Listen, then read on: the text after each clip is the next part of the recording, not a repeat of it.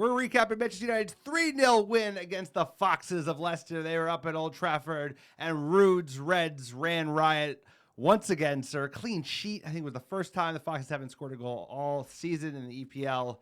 And the boys showed up. Wasn't great. Wasn't perfect. A lot of work to be done with a new manager in terms of controlling a football game and creating consistent chances minute after minute, like we want to see. But it was solid. Great goal from Bruno Fernandes with a nice interplay with Ahmad. Garnacho came on for a great third goal. We got a little luck on the second one. But United, clear in the air. The old Dutch guy, he out. Interim Dutch guy, we'll see.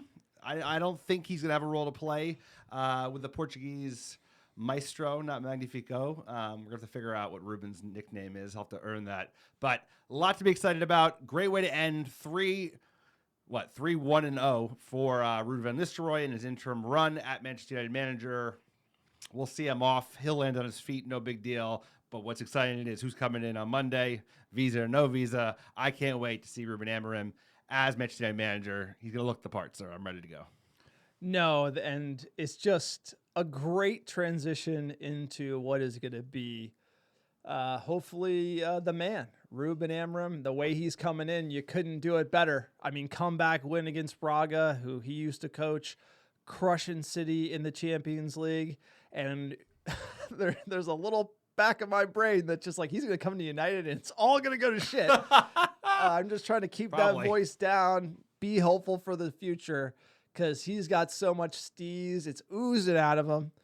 And I have to think he's going to be the man to break through, because of all the managers we've appointed, he looks to be the one that the club is not too big for, right? I think David Moyes' club was too big.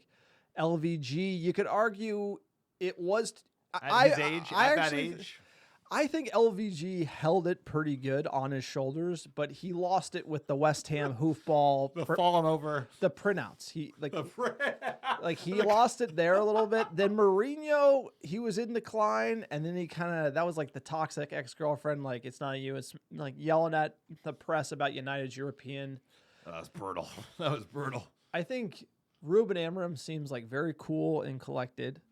I think Ruud has done a great job, which is going to, it's the perfect exit for Ruud van Nistelrooy. I don't want to see him overstay his welcome, sir. As a guest, if you ever gone visit your boy, day 3 comes around, you're like, uh-oh, get this guy out of here. So I think Ruud needs to just learn just to get out of town. That's going to be the move. I think Amorim also knows that as well. It's his show now.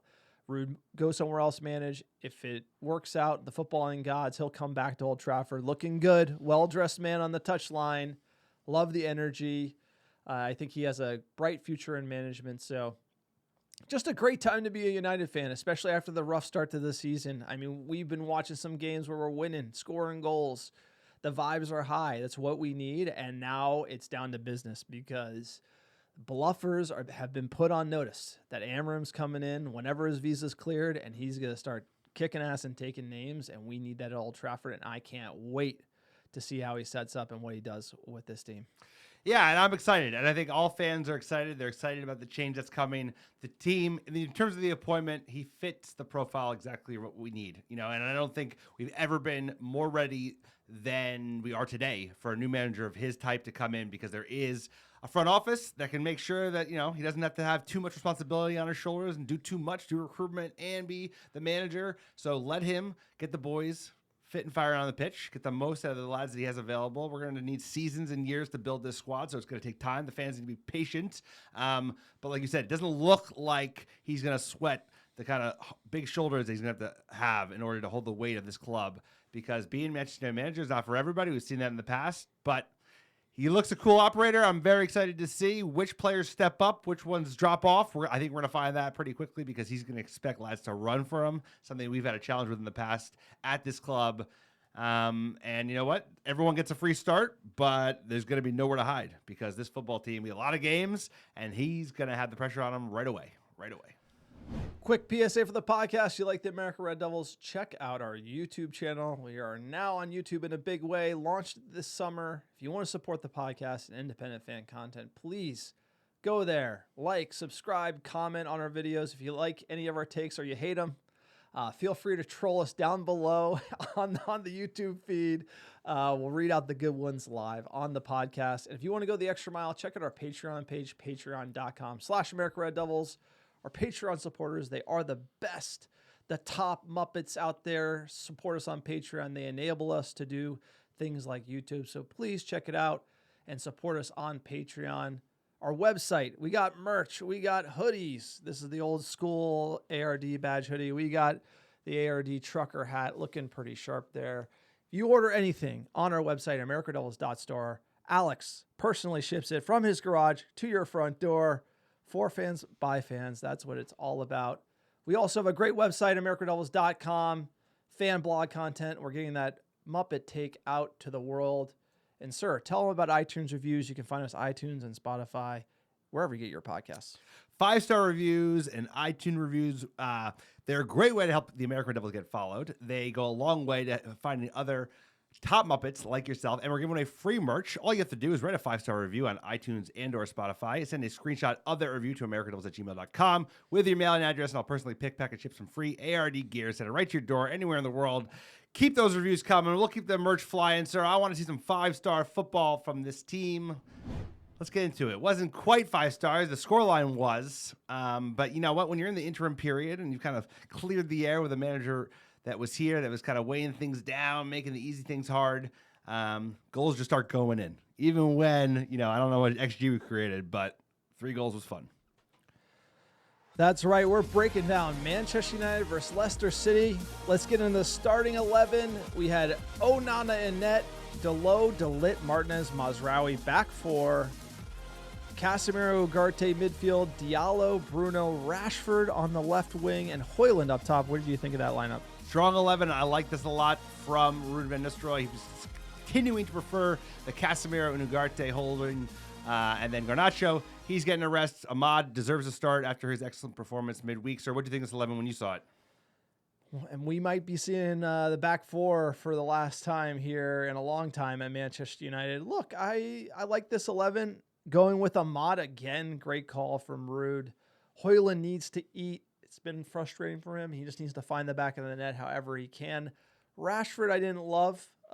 He's been out of form. I think you got to play Garnacho there, but it is Leicester.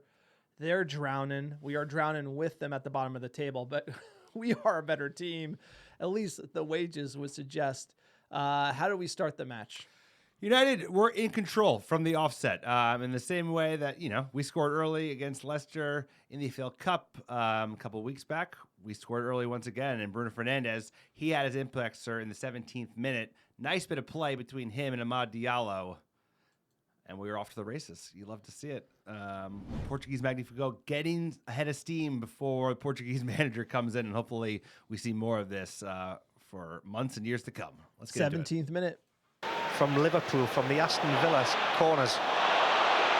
Fernandes. Oh, what a hit!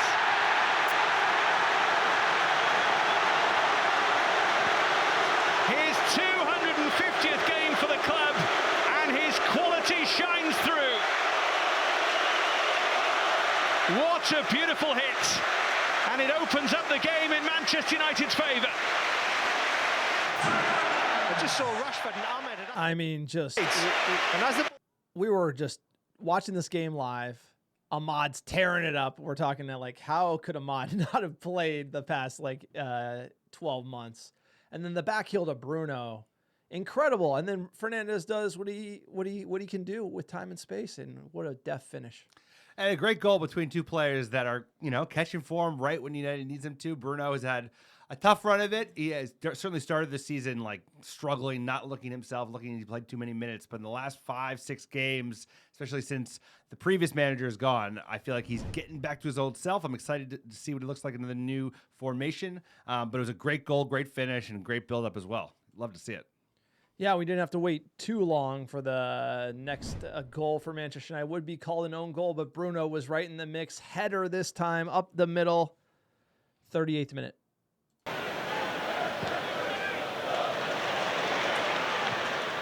In from Mazraoui, Fernandes!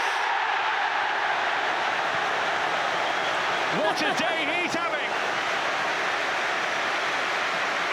There's a new era on the horizon for Manchester United, and they are determined to go into it smiling. And Bruno Fernandes. I mean, when things go your way, they go your way. And that's basically how it goes. You clear the air with interim manager, and all of a sudden these goals start going in. We couldn't get one for our lives beforehand. And now you feel like the floodgates are open. First half's going our way, clean sheet. How are you feeling?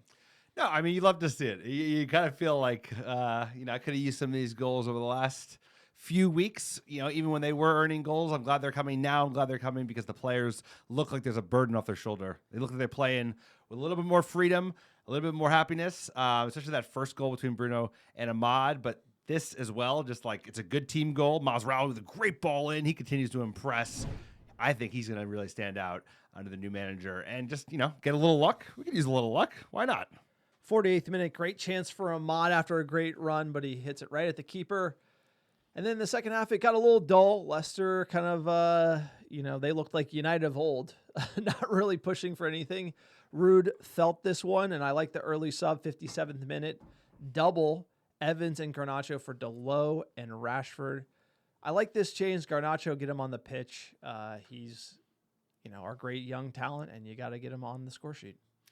And I think he's been terrific this season. I don't really understand. Apparently, certain parts of the internet have been overly critical on Garnacho. I thought, we've had a horrible start to the season. He's been by far, maybe other than, Masraoui. You don't pay attention to certain people on the internet. He's impressing.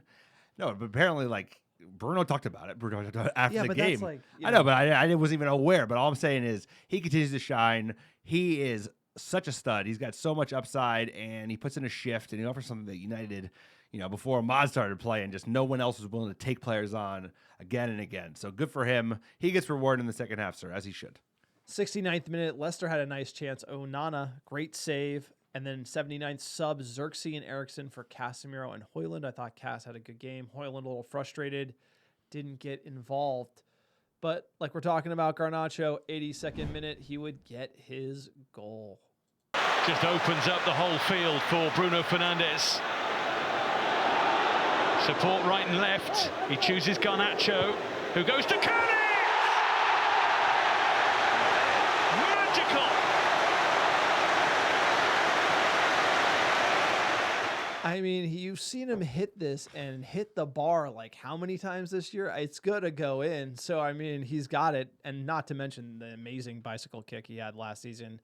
Look, he's Ronaldo 2.0. He's going to go to Real Madrid for a ton of money. Enjoy it while you got him. Also, he's a diamond in the rough. He needs time. So anyone who's talking smack about Garnacho or any young player, Anthony's all right. He's over the hill. But you get to the Højlunds. You're allowed to hate on Anthony at this point. You can hate on the Højlund price tag, but he's a young kid. So it's same with Garnacho. They have potential. So, just choose who you listen to.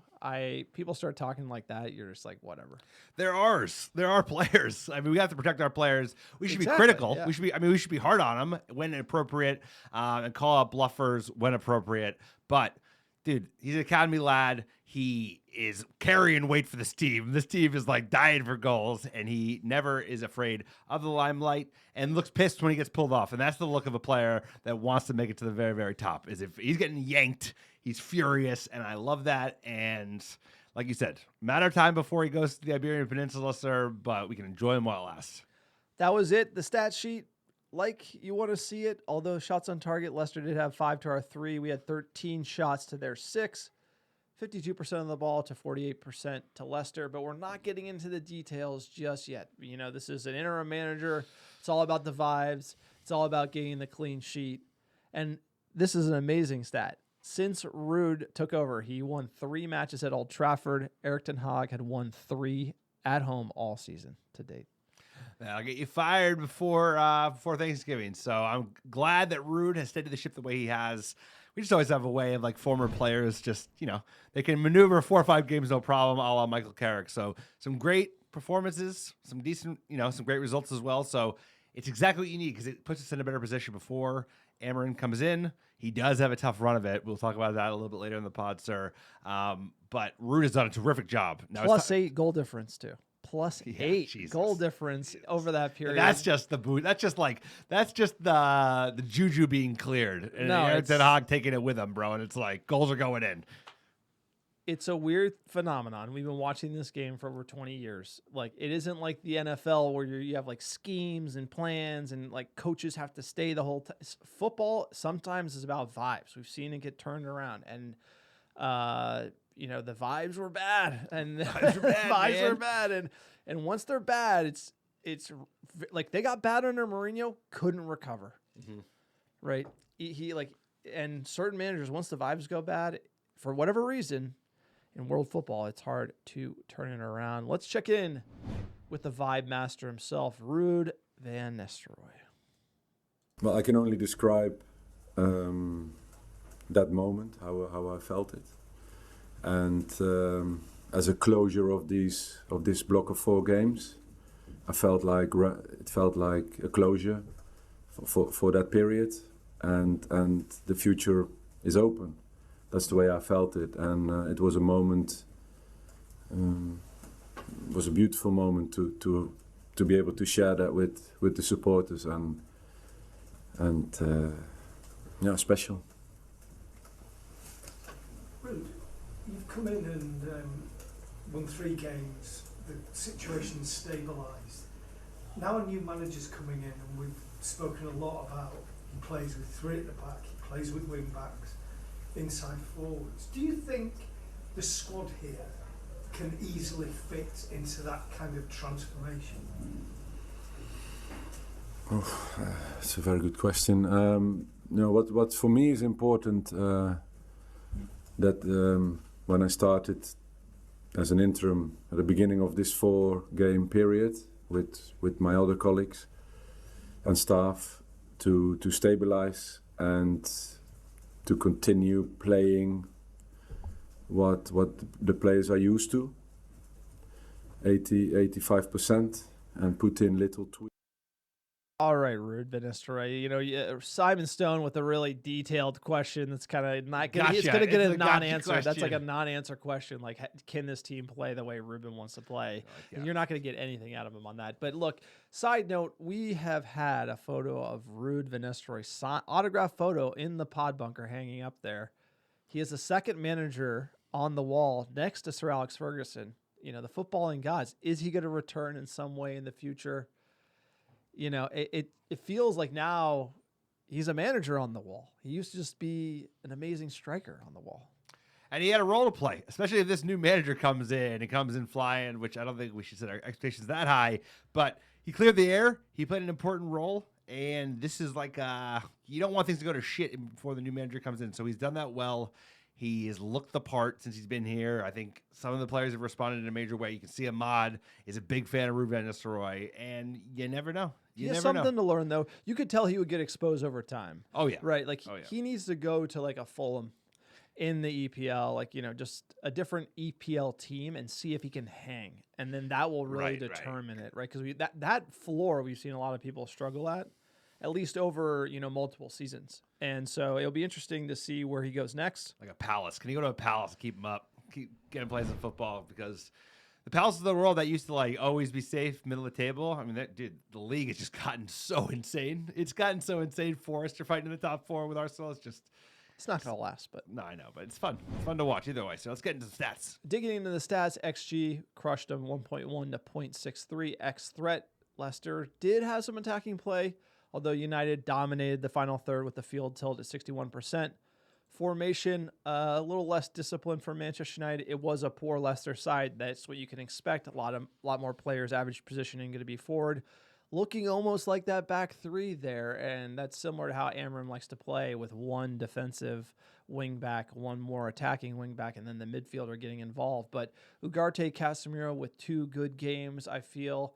But let's caveat it. It is Leicester City. United still have a ways to go. We have a lot of work to do. I was just talking about how competitive the league is. And like you said, this is a bad Leicester City that's going to be probably in the fight for relegation at the end of the day. But these are games that United made a meal of not too long ago. And to be fair, we have 3 shots on target, and we have 3 goals. We created 1 XG and created 3 goals. So it's like, things are changing in a way that they didn't before. that probably won't continue. We're going to overperform XG, but like, I'm excited for the new manager to come in. This is an important interim to steady the ship a little bit. And guess what? He's coming in, and we're at 0 goal differential. So he's coming out right even. We're at 6 points outside the top 4. Hey, anything's possible. 2/3 of the season left. Let's go. All right. United in the news. Ruben Amorim visa yet to be granted, so he technically can't start on Monday. Ineos paid more money so he could start on Monday. Visas in the UK. I'm not a UK citizen. I'm sure they're hard to get in the US as well. But yeah, what can he do? I mean, it's a little unclear. He will not be able to take the opening training session. What do you think? As of today, this is one of those annoying byproducts of Brexit, because I think this wasn't a problem a decade ago. Same as signing youth players under a certain age. So it'll be no big deal, because like I said, it's the international break. There isn't going to be a training session early next week, because players will either be gone or I would imagine they have off until the weekend. So he'll come in, he'll figure out what he's going to do with Ruud, he'll figure out how he wants to position his office, get looking styling, get the black t-shirts. He's gonna be ready for that. Yoked up, probably hitting the bench. And I don't think I think this is like always. There's always the snafu. There's always the visa snafu. 11th hour. Oh, he's gonna be ready for the Ipswich game. I think hopefully this is nothing, because I'm making it seem like it's nothing. But should I be worried, sir? Are you worried? Yeah, so the big one here from The Guardian, it is unclear what duties he can undertake until he gets the visa. You would think he could sit down for an interview with MUTV, right? Or, I mean, like, why would they care if he, who's going to come get him? The cops? Like the Manchester police are going to arrest him if he coaches some players? I mean, like, It's true. I imagine this is a big old nothing. And essentially he's going to come in and do the whole glad-handing photo ops, tell us why he was a boyhood Manchester United fan, like every other manager perfect. come in. Yes, and we all love that. And it's going to be all the pageantry. And then he'll get to meet the players, talk to them one-on-one, whoever's there. Now, as international breaks are structured, the squad training sessions will be next week. This is usually more individual work, kind of come in as you need. And so he'll just be like setting up the office, getting everything together. I'm sure he's bringing his staff as well, so there's going to be tons to do. The 2 weeks won't be enough time, but just more importantly, what a way to end his time at Sporting, winning 4-2 away at Braga, come from behind, win late. I mean, he's got everything about him. So is this just like United's just going to eat another great managerial talent and spit him out? Or is this going to be the next dawn of a new era at Manchester United? What do you think? We're going to find out. We're going to keep you posted at every step along the way. I think he has the best chance yet for a variety of reasons. I think because, squad, we're not ready. Club level, are we there yet? Not quite, but the front office is legit. They hired him for a reason. They're not just like going to the next hot thing the way the Glazers might have if they knew the heat was on them. He's got to be given time. He's got to be given the right level of kind of, oversight, making sure he doesn't have to do too much. I think he has what it takes. I think if we give him time, I think he's the real deal. I think he has the skill set. I think he has the riz. He has the personality. He has the aura. And it's just going to be about giving him time and United fans being patient. And I think we've seen enough shit football. We've seen enough bluffers that we're ready to give a manager like this guy time, right? He's 39 years old. He's the next big thing. He turned down the Scousers, even though they went under Sloot. But I'm pumped about him because he looks like a United manager. He also looks like, I hate to say, he looks like a City manager. Like he's coming in and Don't say that. Come on. City now winning, bro. He just looks like a manager that we haven't had. We've never had a manager that looked like this guy. I don't care about that. What I think that he's got the X factor that all the managers before him didn't have is he is I don't think you would say we liked the way Ajax played, right? Hard to know how much of Ten Hag that was until he gets another job and then you see him do it somewhere else, right? That Ajax team played a certain way. And I don't know how much of it was instilled before he got there or after, but whatever it was, we hired him because of that team and the way that team played. This time, I feel like we're hiring the man, right? And he comes with a system that he plays, that it's a new 3-4-3 in Europe that's kind of doing things and making waves. He's also got the steez. Like, he's cool. He's cooler than me. Like, Way you know, cooler. Way like cooler than us. And he's got that whole vibe. And in Europe, it matters. And he knows how to ride that. He dealt with the press. He dealt with the way that they were talking about him coming to United very well. So he has like a little more of the X factor than I think any manager that came before him did. I feel like a lot of the managers we were hiring for who they were in the past, the only up-and-comer we hired was Ten Hag, and I think there are questions around that team and that system. But this, Ruben has a system. He implemented it at Sporting Lisbon. I don't know why I keep saying Porto, but it is just one of those things where I just feel like he has it and he's different. I think that's why he's going to have more staying power than anybody, because everyone else got cooked by the press or they got exposed and started making excuses, and that was their downfall. I think Ruben's not going to be like that at all.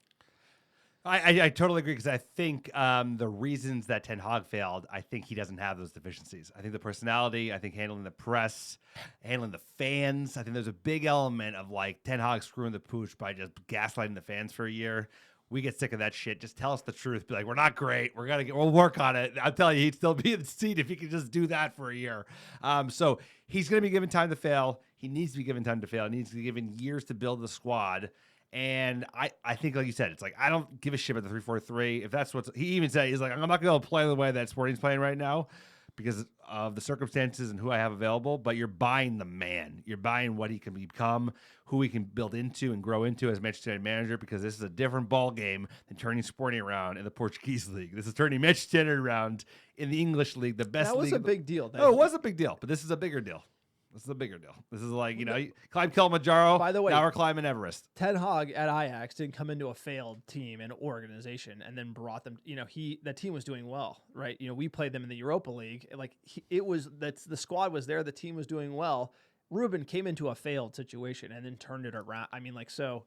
He's the real deal. I'm just saying Manchester United is a different animal. I'm defending my boy. This guy, he's our boy. You don't get to grab him, bro. Get the fuck out of here. No. Get the fuck. This guy tries to do this all the time. He's our boy. He's our boy. You don't like him? He's our boy, David De Gea Stan.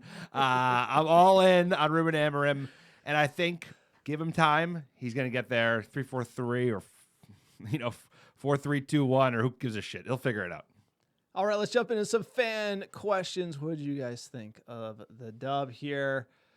Sirs at D_Cole18. Sirs, I'm all for optimism and hope. To be fair, Ruud's done a solid job getting the vibes back and the boys actively trying and running. But just like last week, month, year, we've seen this story with this group before. I'm just going to enjoy the team's current effort and the new coach bounce. I mean, that's what it's about. It's like, let's just enjoy it a little bit. Like fire the manager pressure is going to be there for a long time. It's just, I'm excited. I'm excited for the new man. So am I, and I think most fans are excited, and let's just take it one day at a time. Let's not get ahead of ourselves. Let's just see how he does, and let's start with Ipswich. I'm excited for the Ipswich game. I'll tell you that. I wasn't as excited a couple of weeks ago. At Randy Scrandy L, I think the best part of Ruud's... sorry, having a little technical issues here. I think the best part of Ruud's term is his willingness to substitute and drop players who aren't performing. Hooking Rashford was the right call. Again, Ahmad finally playing over Antony. I hope Amorim keeps that standard. Hopefully most of the deadwood is binned ASAP. I think literally like the number one thing Ruud needs to do is literally boot the bluffers out the door. Like, we have never done it. The bluffers have outlasted the managers, and that has like ultimately got him in the end. And I feel like Amorim's gonna be the first one to really ship him. Like, I wouldn't be surprised to see Rashford just shipped. You know, certain players just like, nah. Like, and that's when you know he's the guy. I think at this point, everybody's going to get a fresh start, but I mean, that cuts both ways. They're going to get a fresh start, but they're going to get one chance. They're going to like one chance saloon to stand up and say, do you have a future under this manager? We're going big. We're investing in this manager. We're behind this guy. They're not going to be looking out for players to the same degree where like player influence is going to outweigh coaching influence, because Erik ten Hag is out. He was appointed by the previous regime. This is their guy. They're going to back this guy over the players. And I hate to say it, that's what you got to do at this point. It's like there are bluffers that need to be thinned out, and we'll see who steps up and who falls out. At Kid Andrew 8, does Rashford have a future with this team under Amorim? What do you think? I said it's going to be dicey. I think Rashford's the one. Like, and that's one that any of us Him and probably should Shaw. have sold. Yeah. Yeah, they probably should have sold him. I don't think so. I don't think he's gonna have a future. I think they're gonna try and make it work, but I just think it was probably best for him to go a year or two ago. He doesn't and go defend. to Paris. He doesn't defend. He It's can't like- play wing back, so he's gonna have to play one of the front three. Like, he's not gonna be able to play wing back. I think Ahmad definitely could. Garnacho maybe. Not to say he's not good enough, sir, but like that's a lot of running back. So I but just one of the wingbacks doesn't defend as much in this system. okay. So the a lot to learn is, about the 3-4-3. Like somebody is going to have to play that role, right? And so you're right. Is it Garnacho? No. Could be Ahmad. It could be Ahmad. It also could be Mason Mount. That was a name that was floated, right? Really? He can get forward and he can defend very well. So, like, that's the type of player that could play the more attacking side. Who knows? Amorim is going to surprise us all when he comes in. But look, that's it. That's the podcast. Thanks for everybody for getting us their fan questions. I'm sure everyone's excited for this international break. Get the new man in. If you want to support the podcast and independent fan content, check out our YouTube channel. Search us American Red Devils on YouTube. Like, subscribe, comment, do all those fun things. Check us out on socials, americanreddevils.store for your merch. Sir, let's just get our last download, last 7 days. What do we got here? So we appreciate all American Devils listening week in, week out. We know it's been tough going. We know we had some hard days over the last 11 years, 11 months. Not so much 11 days. 3 wins and a draw is very nice, sir. Very nice after all the shit football we've seen. I can't believe we got a 3-0 win today. Let's get into top downloads. Last 7 days. Number 1, how you doing? How you doing? Los Angeles, California, Brooklyn, New York, Chicago, Illinois, Melbourne, Australia, Charlotte, North Carolina, Dublin, Ireland, Houston, Texas, New York, Philadelphia, PA, and St. Louis, Missouri. Appreciate all the American Devils listening week in, week out. Couldn't do it without you. Big times ahead. New manager is starting tomorrow. Visa or not. Bruno Fernandes, he had a game today. I'm excited to see what he can do under a Portuguese manager that's only 9 years older than him? Unbelievable. It's incredible. And a quick programming note, as the American Red Devils are approaching our 600th podcast. We've done more than 600 podcasts because you get an extra behind-the-scenes episode on our Patreon page. We've done about 50 of those. Check it out, patreon.com/AmericanRedDevils. So 600 episodes, 2 trophies, both coming under Ten Hag. But more importantly, we changed the format because we went hard at YouTube this year, and we changed the format. So you're getting more podcasts right after matches, and we're breaking up the previews and recaps. So you're getting more pods, but they're shorter. I just ran a Twitter poll. If you're interested, please fill it out. Give us your feedback on how we're changing the format live. The amount of games is kind of incredible, right? So our idea was originally to break up the previews and recaps and then have its own news pod as well. But because we have 2 matches a game, it's kind of crazy. We're learning as we go, but you guys are the fans, so tell us what you think. We need your feedback. We really appreciate your feedback, and we sure as hell wouldn't have gotten to episode 600 without you guys. So keep listening, keep sharing it, but also tell us, do you like the new format, and what would you like to see changed? That would be very helpful.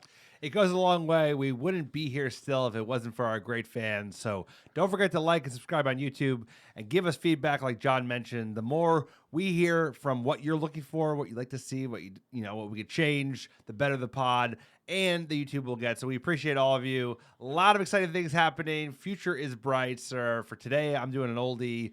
Bruno. He looked like his old self today. Let's see more of that going forward. Bruno.